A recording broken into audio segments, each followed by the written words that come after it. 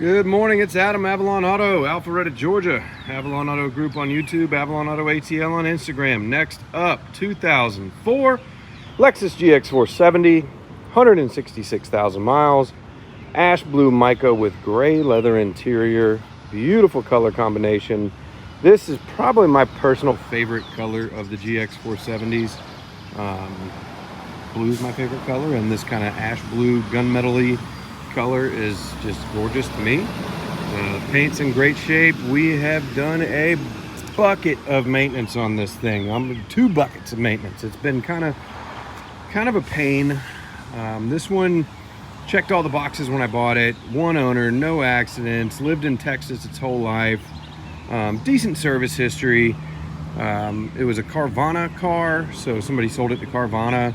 It looked like it had been pretty much abandoned under a tree for years when we got it. I mean, it had mold on it, interior was fairly rough, just kind of standard for, an 04. It's 20-something years old now, 20 years old. But we have brought it back to life. We have done everything on this. So, full ace and timing kit, cam seals, crank seals, thermostat, drive belts. All the suspension was tired. I mean, it was floating around a good bit, so we did a full suspension swap. Stock height, but we didn't build it.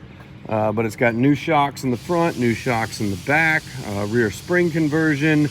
All the control arm bushings were kind of bad and dry rotted, so we did Sankey 555 upper control arms, new lower control arms, new CV axles. Let's see, axle seals, front diff service, I think. Steering rack boot, tie rod ends. We did, I think it was the Sankey 555 outer tie rod end. I couldn't find a Sankey inner, but full alignment. Detail PDR, the standard headlights, transmission fluid change, full exchange. This did have a little bump in the bumper, and so we got the bumper repainted and some of the flares that were starting to fade. This color is very common for clear coat failure on the plastics. This does have pretty much brand new Michelins on it. They look great. They drive fantastic, of course. Interior, we went all out. We also did the OEM Prado belt moldings, the original ones, just Texas heat. The flap was separating and hanging, so all new OEM Prado belt moldings. Rear's been water sealed. Full recover on both front seats. So bottoms, tops, armrests, everything. Dash was already pretty much perfect on it.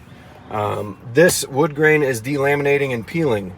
I did find Blue Dog Design Works makes some pretty cool transfer case conversions, basically, or this is called a transfer case surround panel. So he 3D prints them. There's a couple options with cup holder, dual cup holder, aux beam switches. I ordered a handful of the single cup holder to maintain the downhill ascent control, but those are on order, so this will be replaced. It's going to be included. I'm also going to be swapping the speakers, the front door speakers. Mark Levinson, they're shot out, so we're going to be putting the DS18 8 ohm 6x9s in there. Back seat's been just re-dyed. It had a decent amount of wear on it, just color, but it's been re-dyed. It looks great. Back cargo area, this one does have the 3rd row in it. Does not suffer from saggy net syndrome. Nobody ever used this net. I've got to reattach some things in here, but I'm gonna knock that out here shortly. But again, inside, outside of this thing is super clean. It does have a couple little, opening the door into something marks. These plastic panels are bumpers, so it basically got bumped plenty of times when opening the doors. The wheels are just starting to do their peeling. They're just starting to. They're not bad. They're good 10-foot afar wheels, but once you get really close to them, they are starting to peel. I mean, this thing came a long way. It has been pretty much a full restoration for us. Undercarriage, again, it lived in Texas. It is rust-free, very clean frame. Rear axle, everything's very clean. We did the Touring Tech springs, so no rust. Everything's nice and tight on it. Let's get a quick one under the hood. So yesterday we did full synthetic oil change, brake fluid flush, alignment. When we did the alignments, when they told us one of the tie rod inner and outers were seized together, so they couldn't do that, so we just swapped them out and put new parts in. Again, timing done at 166, and the truck's got 166. We just did it. Batteries from last year. Everything else is very nice on this truck. Again, ash blue mica, gray interior, 166,000 miles, 1 owner, no accidents, decent service history, but we have got a bucket of records for you. So anytime, you know, the stuff we do for the most part does not populate Carfax, but you'll leave with all the receipts for everything.